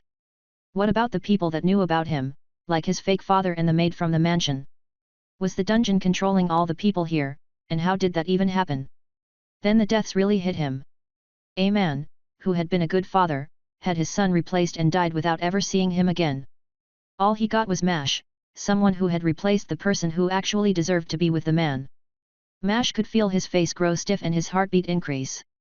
His anger was growing rapidly, and his thoughts grew more frustrated. These people didn't deserve this fate, and he hated whatever force created it. The dungeon was designed to use these people, and who knew how many other people were similarly trapped? There were a lot of scenarios, and only a few of them contained people. Still, this village alone would fit more than 1,000 people. Was there even anything he could do to free them? He didn't really know them, and he knew that he couldn't save everyone, but he still wanted to free them. They should be able to live their lives, especially people like his father here. In the future, he, or more likely Jill, might have the power to free these people. He would come back here once he was stronger. For now, he pushed the thoughts away and headed into the church. He wanted to find Luke and see the situation, even if it bothered him. That was an understatement, as he headed into the basement. The inside of the church was bright, though everything was shaded slightly red. There were red-tinted windows on the ceiling and light poured through from above. It was colored by the glass, and the lighting made the shadows of the church feel like pools of blood. There was a steady stream of people coming up the staircase. Mash walked by them, and none of them even reacted to his passing. They looked blankly at the exit as if disbelieving that this was reality. Rushing down the stone steps, the lighting changed to more traditional torches. Once in the basement, he saw Luke walking to a cell. The basement was designed almost like a prison, and there were metal grates sectioning off large rooms. Inside he saw people who were in a similar state to his father, but the people here obviously had a purpose. Mash could see as demons were birthed from the masses of flesh that were attached to each person. Some of the sacks of flesh had noticeable indentations of hands and legs that matched those he saw on the demons earlier. Mash looked away, gagging as he stopped himself from vomiting. He bit his own cheek hard enough to draw blood, but the pain and flavor of the blood managed to stop him from vomiting. Luke was healing the people, and Mash saw Robert moving from cell to cell checking on the remaining victims. Red had come down with Mash and was moving towards Luke, but Mash couldn't bring himself to follow. Instead, he turned around heading back up the stairs. He would stay with Jill, though the image he had just seen would not leave his mind. Chapter 129, Possibilities. It took Luke a while to heal everyone, and Mash was just making sure that no one ran off. All these people had presumably been replaced with demons, and sending them home would be a mistake. Instead, Edward sent clones to each of the places. The man had returned from the warehouse a while ago, confirming that it had been filled with demons. All of the humans had been in a similar state to Mash's father and had died soon after the demons did. He didn't blame Edward for killing his father, as the man didn't know what would happen. In his mind, he had been killing those responsible, and he was right, but had just missed the repercussions of his actions. Jill had to teleport a lot now. She had the ability to identify demons, so she went with every clone before teleporting back. They needed to make sure that no other demons infested the area. They were dealing with the demons well, but didn't think that this would solve everything. He still didn't know why the demons had poisoned the girl, rather than kill her. It seemed too convoluted a plan for creatures like them. Plus, there was no guarantee that poison would succeed. Mash had told Edward about the servant they had seen, and he sent one of his clones to alert his father and capture the servant. They were likely the demon who had poisoned his sister, and it was clear that he was angry. Jill and Edward continued cleaning out demons for a while, and it took several hours for Luke to finish all of his healing. By the time he was done, it was well into the morning and getting close to lunch. Mash would normally feel hungry and had gotten used to snacking, but his stomach had no desire now. The things he saw still lingered in his mind, and he knew he wouldn't be able to stomach anything right now. Staring over the crowd that was slowly building around him, he was somewhat relieved to see the life returning to some of their eyes. The demons had taken whole families, and most of the people were clearly related. Many families held one another and reassured each other. He watched them for a second, clenching and unclenching his fists to do something to manage his anger. The gesture was small, but it made him feel like he needed to do something. Unlike the other, there was nothing for him to do. Even Red could help clean the people up with her blood magic. Mash didn't have anything along those lines and hoped that he could find a creature that did. Maybe he could look into finding a dungeon with a specific type of monster. He had discussed the idea with the others on their trip here, and they seemed fine with it. They would still be clearing dungeons and killing monsters, so it didn't really matter if they went for specific monsters. It was also one of the reasons they picked this dungeon. There were several scenarios that recorded monsters that had never been seen before. Some were large monstrosities, and a few had even had unusual magical abilities.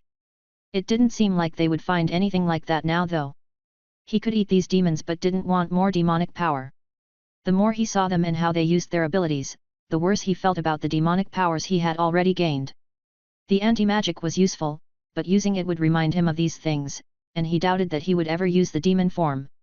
He had tested those on the trip to the dungeon too. The purple demon form had superseded the others, and he was left with only one transformation. It seemed like the strongest form would be the one that remained. He wondered if there was any dragon that would overlap the little bit he had eaten. Furthermore, he wondered how the snake had even gotten a piece of dragon flesh. That was probably an answer he was likely to get any time soon. Luke and Red eventually came out with the last of the people, and the 6 of them met up to share information. They spoke quietly enough so that the people in the crowd wouldn't be able to hear. The church was doing more than just working with the demons. They were creating them, the ritual demanding human sacrifice to make them. Each person could make several demons, and when I checked the basement there were a lot of them in there. Red and I killed them, the demons, the priests, anyone that was involved. His words trailed off, and Mash guessed that he didn't want to keep talking. Red picked up where he left off, explaining what she could. The people we found were turned into what you saw. They were used to make the monsters. We captured a few people and hid them in the basement. We can question them later. Edward nodded, and Mash was surprised to hear Robert speak. His voice trembled with the desire to scream his words. It was a show of his restraint as he spoke in a whisper. I will take them back to our place. My father can handle them and will be able to get all the information they have. There was no doubt in his voice, and Mash guessed that their father had a skill designed for it. Or at least one of his servants had a skill like that. After Edward shared their story and what he had done at the storehouse, the conversation devolved into what to do next. Luke apparently had several books from the church that he thought they should go over. Edward still wanted to check the rest of the houses and requested Jill to aid him for that. Since Mash could similarly detect demons, he and Robert would do the same for other houses. The rest of the day went by in a bit of a blur. Jill and Edward went by every house and checked the people inside. Mash, Red, and Robert went to others, and Luke healed whoever he could. Even after spending most of the day doing so, it felt like it was insufficient. They had only run into one more demon in all their searching after the church, though Mash didn't know if that was a good thing or not. There were probably more demons, and they would be growing more desperate. Furthermore, they knew nothing of their intentions. Once they finished everything they needed to do, Edward told them that he would take care of the people there. Mash was going to head back to his house but stopped. Robert insisted that he stay with them as he would be a prime target for the demons. Mash could have argued and told him that he would be fine, but just nodded his head in agreement. Everyone else was going to be there, and he had no real reason to refuse. The people who had been healed were led to their homes after they had been removed of demons. The real issue was the fact that they had missed an unknown period of time. Most of the people didn't remember much and it would be a struggle for them to readjust to normal life. Luke's healing had managed to restore their bodies perfectly, although he couldn't do anything for their mind. Robert and Edward had insisted that they could go to any of them for help. With everyone taken care of, Mash and the others headed back to the mansion. All of them went as it was getting pretty late now. Normally, they could go days without sleeping, especially considering their levels and stats. That was not even mentioning that they had healing available that would solve anything like fatigue. However, they desperately wanted to get some sleep. The day had been rough, the sights and situations weighing on their mind heavily. By the time they got home, none of them were in the mood to talk. It probably wasn't the right decision, but they split up to go to bed early. Edward said that he would handle talking with his father and that they could rest for today. With that done, Mash headed to his room. Mash's room was extravagant, with a bed that was easily twice as large as the one he had in his brother's mansion. The room was large enough for him to exercise in if he wanted to, and there was even a private bathroom connected to it. He didn't bother doing anything and just went to his bed. He sat on the bed, not even bothering to use the sheets. He just plopped onto it, letting his body fall on top of the luxurious silk. He closed his eyes trying to sleep, but he wasn't that lucky. Images of the day kept flashing when he closed them.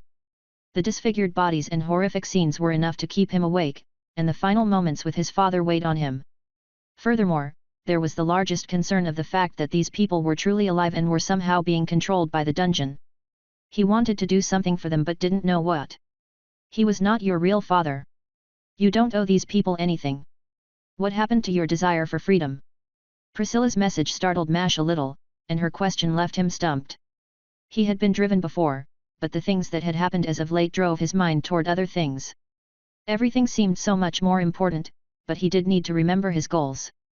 He wanted freedom without any influence, and part of that would be freeing others in the same way. True freedom wasn't something a single person could possess, it would only be true when everyone could share in it. These people deserved it just as much as he did. That's a much harder task than the one you had before. You will need to be a lot stronger for something like that. Mash nodded his head, knowing that she could see the gesture. A message would have made more sense, but she would understand nonetheless.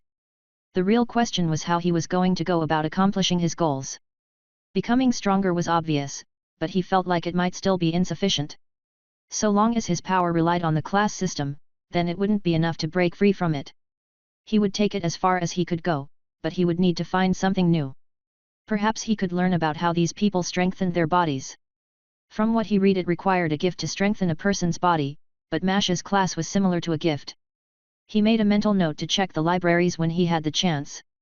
Perhaps he would look at dungeons that were more expansive and try and learn from the species he found there. That was something he needed to discuss with the others, but he thought they would agree. At the very least, they would probably be interested in learning how these people developed their bodies. The twins were abnormally strong, even in comparison to people like his brother. Apparently, they weren't that far off their father despite their gifts being significantly weaker. It sounded like a person's body was able to grow independently of their gift. Similar to how he could raise his stats regardless of what class or skills he had. Planning his future distracted him for enough time to fall asleep. He would need to thank Priscilla for distracting him. Chapter 130, Discussions. Mash woke up early in the morning, far before anyone sane probably would. The sun wasn't up yet, and he doubted that it would be any time soon. That was why he was so surprised to hear knocking on the door. He shuffled over to the door, trying to move somewhat quietly. His room was actually big enough that, even with his draconic domain, he couldn't see outside of the room from the bed. Once he got a bit closer, he recognized who was standing outside. Slowly, he made his way to the door and opened it apprehensively. Coraline stood there looking at him anxiously. She was holding a platter of food. Honestly, Mash still felt awkward, not really knowing what to do in this situation. She believed that he was someone else, and he had no experience in this field. However, he didn't stop her as she entered the room, pushing the platter of food into his hands. Eat. How would your father feel about seeing you starve? There was an air of command to her words, though it was clear that she was struggling too. Her eyes kept darting around, and he realized that she was probably just scared. Still, letting a girl his own age into his room, at a time like this, was wrong. He took a second to think, trying to find a way to word it so that it wouldn't be problematic. Mash didn't know what would happen when he left, but he didn't want to ruin the boy's life more than he already had. Thank you for the food, really. But you can't be in here, think about what people will say. We can talk. No, I don't care what people say. You're practically my brother and both of us know that rumors will pop up even if nothing will happen. Are you doing all right? I know how you idolized your father. Her words bordered on what one could call a whisper. It was obvious that she was tired and was just looking to feel secure. Apparently, there was nothing between the two of them. Or at least the relationship wasn't like how people thought. Even his father figure had seemed to make the mistake, but Mash was much more comfortable with acting the brother than the lover. He at least had some experience as one of those things. He walked over to the table, sitting there as she sat on his bed. Mash didn't know how to respond to her question, and instead just started to eat the food she had brought. There were several full dishes, far more than even he could eat. It seemed like he was someone who ate a lot and was glad that it matched up. He eagerly ate the food for a second, savoring the new dishes. There was a cut of meat like a steak, but it was covered in some kind of sugary sauce. The combination was good, far better than what he would have expected. Most of the food was on the sweeter side, not that he minded it. It only took a few minutes for him to finish the meal, and he apologized to Coraline before responding. Sorry, I was hungry. I don't really know how I feel, but I found this and have been reading it. Mash spoke while grabbing the journal. He had summoned his storage space without thinking about it and remembered too late that he should hide it. From the corner of his eye, he noticed Coraline's eyebrows rise, but her expression quickly returned to normal. It was strange, but he threw the journal to her either way. She looked at it for a second, before starting to read it. The rest of the morning was spent in silence except for the occasional laugh or cry as she read the book. Honestly, Mash didn't really know what to do in the situation. Even if they could connect over the book, he felt like he was lying to her. Instead, he just kept quiet, and eventually, night turned to morning. Mash never went to sleep and had used meditation to wash away the fatigue. He knew that he shouldn't rely on the skill, but using it occasionally wouldn't be a problem. Plus, Coraline had fallen asleep in his bed. Coraline was still asleep and was certainly not prepared for Jill to teleport into his room. She had brought Jill and Luke as well, and she entered while speaking loudly. Hey, we need to discuss what? She stopped speaking as Red tapped her shoulder and pointed towards the bed. Jill and Luke both turned to look at what she was pointing towards, and both of them froze the sight. Coraline was waking from the noise too, and Mash was trying to think about what to do. He could use the situation to make fun of his friends or tell them the truth. It was not really a serious debate, and Mash coughed a few times before speaking. This is why normal people knock on doors. Now if you could excuse us. Waving his hands at the door, Mash gave them a smirk. For some reason, they actually seemed to calm down upon hearing his words. It was not the reaction he was going for and was a bit disappointed by how quickly they dismissed the notion. He decided to take it as a sign of trust, rather than insult they intended. Fine, this is Coraline, someone who is as close as family. Coraline, these are the friends I've made recently. Like very recently. She raised her head and looked over the crowd. After giving them a small wave, she went back to sleep. His friends didn't seem very bothered either, and Jill teleported all of them back to her room. Now, let's forget that happened, and talk about what ideas we came up with. I was thinking we go and try and figure out how the twins got so physically strong. Mash nodded his head, and the others did too, although it seemed like Red hadn't really been thinking about it. Either that, or she didn't care, and that made him reconsider whether it would work for him or not. He kept forgetting that he wasn't really human, and Red wasn't either. She probably assumed those methods wouldn't work for her. Still, it wouldn't hurt to try, and it seemed like she was thinking along the same lines. There was one other matter Mash wanted to bring up though. These people are real. I want to try and free them from this dungeon. I don't know how yet, but I figured I should tell you guys. They looked at him uncertainly, although he wasn't really expecting an answer from them. It was not a goal he could accomplish immediately, and he knew it. It was just something that would probably cause them problems in the future, and he wanted to make sure they could prepare. This was only part of his ideas, and he elaborated on what he thought of first. I want to check for dungeons with intelligent life. I don't want to try and clear them but get information. If we can get powers outside of the class system, we might be able to break it. Specifically, I was thinking about those things that made the dungeons back in the city. He tried to sound as convincing as possible, as he knew how bad that experience had been.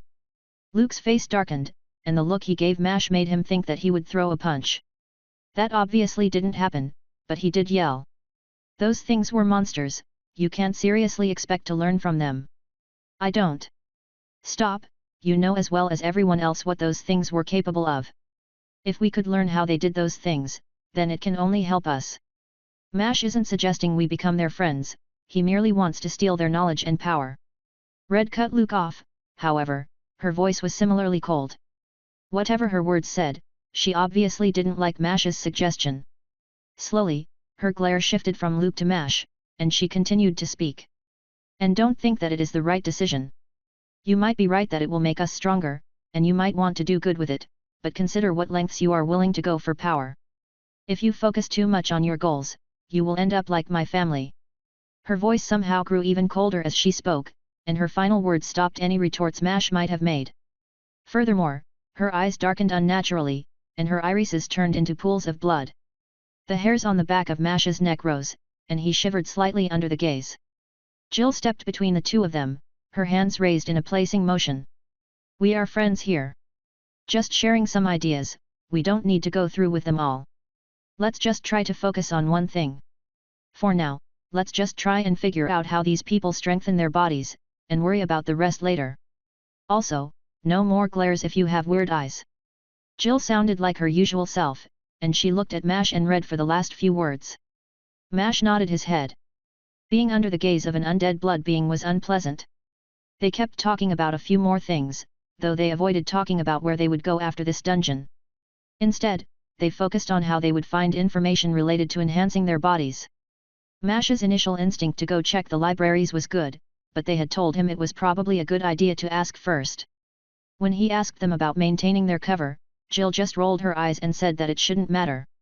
Deciding to leave it to the professionals, Mash quietly followed behind Jill as she went to find Robert. Luke seemed hesitant too, but Red agreed with Jill's plan. It didn't take long to find a servant and get them to call Robert when they could. Soon they were in a room eating breakfast, patiently waiting for Robert to join them. Both twins had been busy since the events yesterday, but Robert said that he would make some time for them. To make things more convenient for him, they decided to talk over a meal. That way he could take a break and also get a meal. The table had all kinds of foods laid out, ranging from eggs to meatloaf. Furthermore, there was a fruity drink that Mash loved.